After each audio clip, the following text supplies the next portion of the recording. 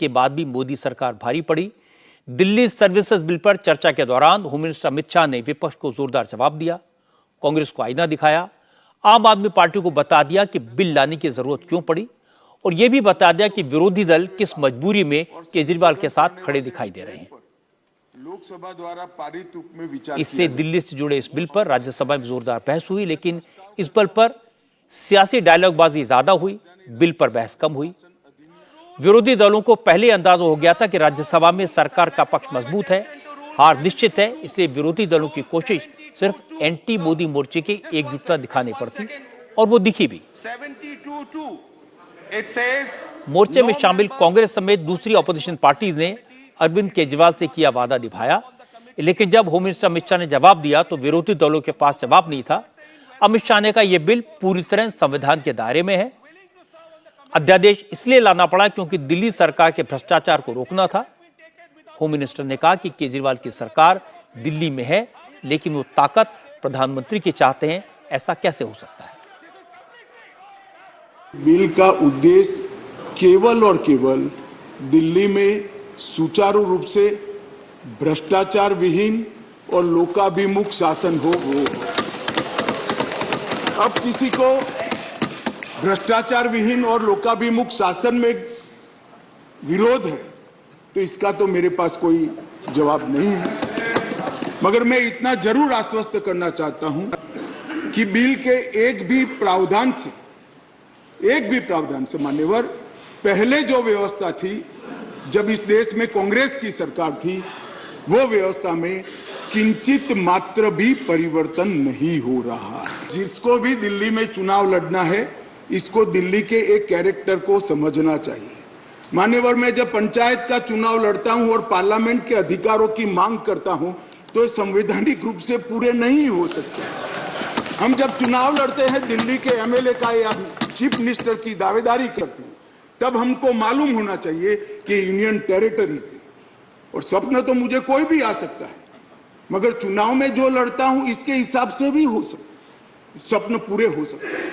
और अगर देश का प्रधानमंत्री बनना है तो संसद का चुनाव लड़ना पड़ता है, दिल्ली के एमएलए का चुनाव से नहीं लड़ना पड़ता। एक बिल हम लाए हैं पावर केंद्र में लाने के लिए नहीं, केंद्र ने दिए हुए पावर पर दिल्ली यूटी की सरकार अतिक्रमण करती है, इसको वैधानिक रूप से रोकने के लिए ये बिल लेकर बीजेडी, वायरस और टीडीपी जैसी पार्टियों पर सदन में चर्चा के दौरान विपक्ष के सांसदों ने तीखे तंज किए।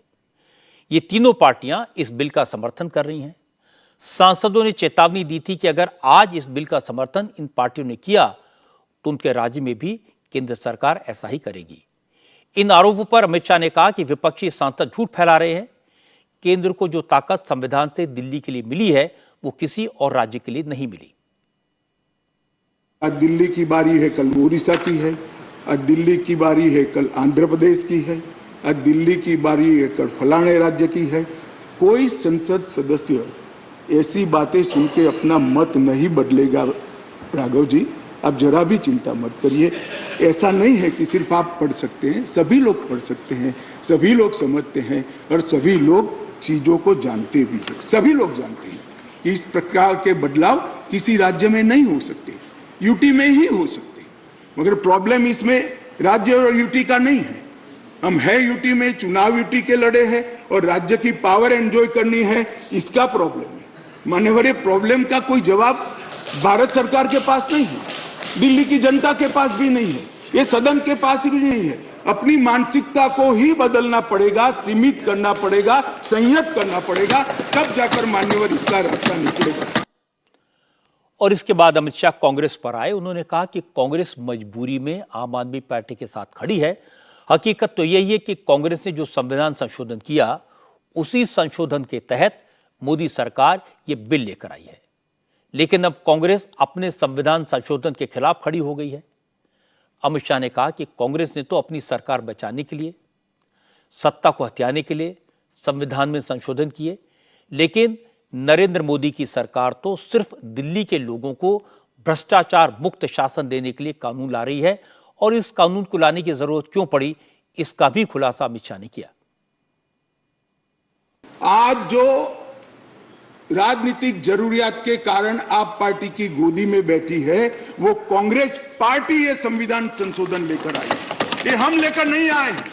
अगर दिल्ली के अधिकारों का किसी ने हनन किया है, दिल्ली की असेंबली का किसी ने हनन किया अधिकारों का, तो मान्यवर,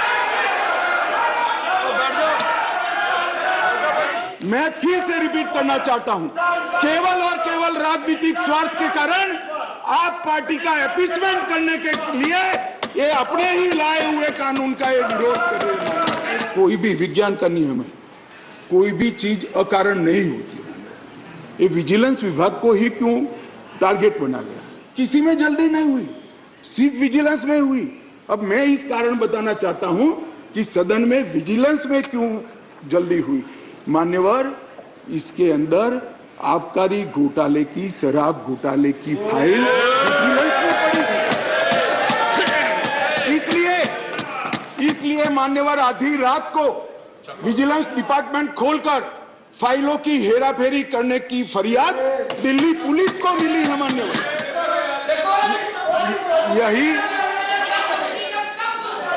जिसको निशाना बनाया गया, वही विजिलेंस की ऑफिस में मुख्यमंत्री के नए बंगले पर खर्च हुए अवैध खर्चे के लिए और आवंटित की गई राशि से 6 गुना ज्यादा खर्चे के लिए जांच की फाइल भी उसी के अंदर थी।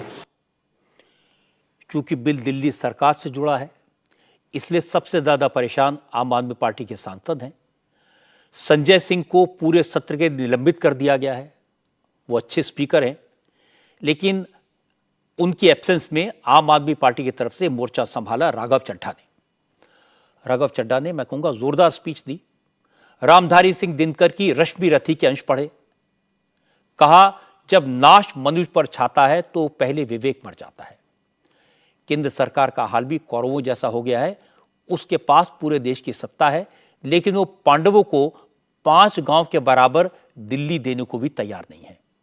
राघव चड्ढा ने कहा कि सरकार जो कानून बना रही है वो संविधान के खिलाफ है। मोदी सरकार भले विपक्ष की बात न सुने, लेकिन उसे कम से कम अटल बिहारी वाजपेयी और लालकृष्ण आडवाणी को तो याद करना चाहिए, जो दिल्ली को पूर्ण राज्य बनाने का वादा करते थे। राजनीतिक धोखा, यह कहानी है सर 1977 से लेकर 2015 की। लगभग 40 साल का लंबा संघर्ष भारतीय जनता पार्टी ने दिल्ली में पूर्ण राज्य का दर्जा स्थापित करने के लिए किया। सर, यह बिल सिर्फ संविधान का और लोकतंत्र का अपमान नहीं है। यह बिल लालकृष्ण आडवाणी जी का, अटल बिहारी वाजपेयी जी का, मदन लाल खुराना जी का, सुषमा स्वराज जी का, अरुण जेटली जी का, सबका अपमान करने का और उनके 40 साल के संघर्ष को मिट्टी में मिलाने का काम करता है। सर, कम से कम लालकृष्ण आडवाणी जी को न्याय दीजिए, कम से कम उनकी इच्छा पूरी करिए, दिल्ली को पूर्ण राज्य का दर्जा दीजिए। जो आंध्र प्रदेश और उड़ीसा की सरकार चलाते हैं, उन्हें कहना चाहूंगा, आपकी जरूर कुछ मजबूरियां रही होंगी जिसके चलते आपने ये फैसला लिया इस सरकार के इस बिल का समर्थन करने में। कुछ तो मजबूरियां रही होंगी, यूं ही कोई बेवफा नहीं होता। लेकिन जब आपके घर में आग लगेगी, आम आदमी पार्टी आपके साथ खड़ी होगी, मैं आपको विश्वास दिलाता हूं। राज्य सदन में बैठे तमाम सांसदों को कहना चाहता हूं, राज्यसभा काउंसिल ऑफ स्टेट्स है। हम लोग काउंसिल ऑफ स्टेट्स है, जहां ज्यादा जिम्मेदारी बनती है राज्यों के हकों की, अधिकारों की रक्षा करने की। मैं मांग करता हूं, आज आप लोग पार्टी लाइन से ऊपर उठकर, विचारधारा से ऊपर उठकर संविधान को बचाने के लिए, लोकतंत्र को बचाने के लिए इस बिल को हराइए। राघव चड्ढा का इशारा नवीन पटनायक की बीजेडी, जगनमोहन रेड्डी के वायरस और चंद्रबाबू नायडू की टीडीपी की तरफ था। इन तीनों पार्टियों ने पहले ही साफ कर दिया था वो इस बिल को सपोर्ट करेंगी। क्योंकि राघव चड्ढा ने इन पार्टियों पर सीधे सवाल उठाए, जवाब दिया बीजू जनता दल के सांसद डॉक्टर सस्मित पात्रा ने। सस्मित ने कहा, उनकी पार्टी किसी गुट पे नहीं है, किसी के कहने पर नहीं चलती। बीजेडी ने सोच समझकर फैसला लिया है। कानून के हिसाब और संविधान की मूल भावना के हिसाब से जो सही है, बीजेडी वही कर रही है। Biju Janata Dal's equidistant stand from the BJP and the Congress, and the reasons for the same, and the fact that BJP is our principal opposition party. Biju Janata Dal parliament के साथ है, Biju Janata Dal constitution के साथ है, Biju Janata Dal that the parliament has the legislative competence to undertake such an activity, उसके सामने parliament के पास तमाम वो पावर्स हैं जिससे कि 239AA जो कि दिल्ली एनसीटी के बारे में है, उस पर अपने रूल्स, अपने लॉज कर सकता है। This is a constitutional issue, this is a legislative issue, this is not a political one, this is an issue which is before the power of the parliament to legislate and its legislative competence. It's not about parties or governments. Sir, किसी ने कहा था, एक बहुत बड़े महापुरुष ने, एक बहुत बड़े लीडर ने, सरकारें आएंगी जाएंगी, पार्टियां बनेंगी बिगड़ेंगी, संविधान रहना चाहिए, इस देश का संविधान, इस देश की सोच रहनी चाहिए। इसके बाद मनोज झा खड़े हुए। मनोज झा आरजेडी के सांसद हैं। आरजेडी विरोधी दलों के अलायंस का हिस्सा है, इसलिए आरजेडी ने वादे के मुताबिक इस बिल का विरोध तो किया, लेकिन साथ ही साथ केजरीवाल को भी इतिहास याद दिला दिया। मनोज झा ने कहा कि जो गलती आज बीजेडी, वायरस और टीडीपी कर रही है, वही गलती आर्टिकल 370 हटाने के वक्त केजरीवाल की पार्टी ने भी की थी। मनोज झा ने कहा कि अब केजरीवाल को अपनी गलती समझ आ गई है, बहुत जल्दी बीजेडी, वायरस और टीडीपी को भी अपनी गलती का एहसास होगा। फॉर ऑल दोज फ्रेंड्स, बड़ी अच्छी अच्छी बात कही, equi distance. Sir, equi distance का मतलब होता है न्यूट्रलिटी। जब चूहे की पूंछ पे हाथी का पांव पड़ा हो तो न्यूट्रलिटी उस चूहे से पूछिए कि उसको कैसा लग रहा है। तो मैं समझता हूं, इसलिए सर एक शेर अर्ज किया है, आज बड़े शेर पढ़े गए हैं, सुधांशु जी ने पढ़ा, तो मैं भी एक अर्ज करता हूं सर। ये पड़ोस के मुल्क से आया है। तुम तकल्लुफ को भी इखलास समझते हो फराज, तुम तकल्लुफ को भी इखलास मतलब ट्रू फ्रेंडशिप, तुम तकल्लुफ को भी इखलास समझते हो फराज। दोस्त होता नहीं है हर कोई हाथ मिलाने वाला, आपकी पेशे नजर है जी। मैं इसलिए नहीं कहता कि मैं बीजेपी के कार्यप्रणाली का विरोधी हूं सर, वो एक पॉलिटिकल रियलिटी है, हम भी एक पॉलिटिकल रियलिटी हैं। हम शत्रुता की जुबान से हमें एक दूसरे को संबोधन नहीं करना चाहिए, न सदन में न सदन के बाहर। साहब, हम इंडियन मुजाहिदीन नहीं है साहब, हम ईस्ट इंडिया कंपनी नहीं है, हम वो भारतवर्ष हैं जिसको महासागर मैंने कहा, और उस महासागर में आप भी हैं, हम भी हैं। हम और आप एक दूसरे की कीमत पर नहीं है। मैं तो ये मानता हूं कि सर अगर ये प्रयोग सफल हुआ, अगर सांप ने रास्ता देख लिया, तो कल को उन पर भी गाज गिरेगी जो आज न्यूट्रलिटी और इक्विडिस्टेंट के नाम पर न जाने क्या क्या सोच रहे हैं सर। हम तब भी आपके साथ होंगे, ये तो गारंटी है सर, हमारे पास कोई विकल्प ही नहीं है। परेशान हताश लोगों के पक्ष में खड़ा होना। हम तो कश्मीर चल रहा था, उस वक्त आम आदमी पार्टी ने कोई और पोजीशन लिया था, आज उनको समझ में आ रहा होगा कि क्यों उस वक्त वो पोजीशन लिया। और आज मैं ये कह रहा हूं कि कल को किसी राज्य के साथ होगा, हम आपके साथ होंगे। इस बिल पर बहस की शुरुआत कांग्रेस की तरफ से अभिषेक मनु सिंघवी ने की थी। अभिषेक मनु सिंघवी सुप्रीम कोर्ट के बड़े वकील हैं। उन्होंने बिल के प्रोविजन का जिक्र किया और इल्जाम लगाया कि इस बिल का मकसद सिर्फ और सिर्फ दिल्ली की चुनी हुई सरकार का हक छीनना है, ब्यूरोक्रेट्स के जरिए दिल्ली पर शासन करने की कोशिश है। हर छोटी चीज के लिए, एक हर बड़ी चीज के लिए पूर्ण रूपेण व्यापक निर्बाध टेक ओवर, कब्जा, निर्बाध कब्जा है।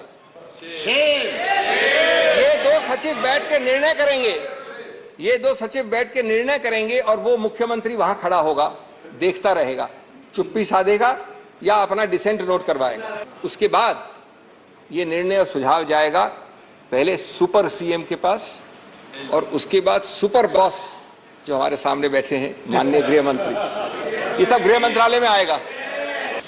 ऐसे हालात को देखकर मुझे वो पुराना शेर याद आया दोस्तों, एक काफिले वालों तुम इतना भी नहीं समझे, लूटा है तुम्हें रहजन ने रहबर के इशारे पर। आज इस बहस में बहुत सारे लोग बोले, कुछ चुनी हुई बातें मैंने आपको सुनाई। 6 घंटे से ज्यादा बहस हुई। अभी भी वोटिंग को लेकर हंगामा चल रहा है। एक संशोधन प्रस्ताव रखा गया है जिस पर बीजेडी के सांसद सस्मित पात्रा के दस्तखत थे, लेकिन सस्मित पात्रा ने कहा कि उन्होंने किसी ऐसे प्रस्ताव पर साइन नहीं किया, उनके फर्जी दस्तखत किए गए हैं। जैसे ही सस्मित ने कहा तो अमित शाह खड़े हो गए। उन्होंने कहा कि वो कुछ देर पहले दिल्ली सरकार में चल रहे फर्जीवाड़े की बात कर रहे थे, लेकिन यहां तो सदन में भी फ्रॉड हो रहा है। इसकी जांच होनी चाहिए क्योंकि ये प्रिविलेज का मामला है। हालांकि डिप्टी स्पीकर ने किसी तरह से विवाद को शांत कराया और मुझे लगता है कि दिल्ली सरकार को लेकर लाए गए बिल पर आज जो चर्चा हुई उसमें फैक्ट से ज्यादा राजनीतिक समीकरणों को ध्यान में रखा गया। फैक्ट्स पर अगर किसने बात की तो बात की former chief justice of India Ranjan Gogoi ने। जस्टिस गोगोई आज पहली बार राज्यसभा में बोलते दिखाई दिए। उन्होंने कहा कि कोई बिल गैर कानूनी है, इसके 3 पैमाने होते हैं। पहला, क्या बिल संविधान में दिए गए मूल अधिकारों का हनन करता है, फंडामेंटल राइट्स को हनन करता है। दूसरा, क्या बिल संविधान के नियम कायदों का वायलेशन करता है। और तीसरा, क्या केंद्र सरकार के किसी कानून से फेडरल स्ट्रक्चर को नुकसान पहुंचने का खतरा है। जस्टिस रंजन गोगोई ने कहा कि उन्होंने सरकार के बिल को ध्यान से पढ़ा है। राजनीतिक मतभेद हो सकते हैं, लेकिन वो कह सकते हैं कि इस बिल से न तो मूल अधिकारों का हनन होता है, न ये बिल संविधान के खिलाफ है और न देश के फेडरल स्ट्रक्चर को इससे कोई खतरा है। जस्टिस गोगोई ने कहा कि अगर इसके बाद भी किसी को कोई संशय हो तो वो अंतरात्मा की आवाज पर बिल के खिलाफ वोट कर सकता है और फिर अगर कोई दिक्कत है तो सुप्रीम कोर्ट में जाने का रास्ता भी खुला है। मुझे लगता है कि former chief justice of India के ये कहने के बाद विवाद की कोई गुंजाइश बचनी नहीं चाहिए। बाकी जो सियासी बयानबाजी है वो तो होती रहेगी। अमित शाह ने 2 लाइन में इसका जवाब भी दिया। उन्होंने कहा अगर किसी के मन में प्रधानमंत्री बनने की इच्छा है तो दिल्ली में एमएलए का चुनाव लड़ने से तो ये पूरी नहीं होगी, इसके लिए तो लोकसभा का चुनाव लड़ना पड़ेगा। इंडिया टीवी हर वक्त हर जगह डाउनलोड करने के लिए सर्च करें India TV news Google play store या ऐप स्टोर पर।